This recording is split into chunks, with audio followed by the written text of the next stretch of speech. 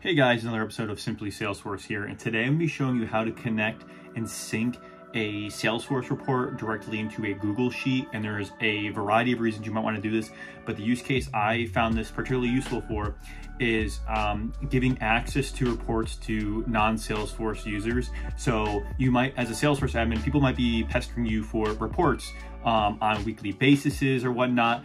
And if you have different licenses available to you in Salesforce, and you also have subscription reports that you can set up for people, but those are also limited to how many you can set up per user. So like I'm maxed out right now, it's at 7, so I can't do any more of those, for example. So the best next option that you're gonna have here is to set up a Google Sheet and have it sync. And the great thing about this is you'll be able to sync it to refresh at any interval, and also manually refresh it while sharing that Google Sheet or Drive link with that person, so they don't have to bug you anymore. So what you're going to need here is Salesforce connector installed into your Google account or your Google Sheets, and it's very easy. You just press install, and it'll have you sign in to authenticate that and authorize that. Very, very simple. A Salesforce connector option down here under extensions, and you can click open. And once that's connected properly, you'll notice that you'll have a couple different options. And in our case, we would click reports, and that's what I've set up here. And you can just search for the specific report you're looking for, and then just get data, and that'll pop up.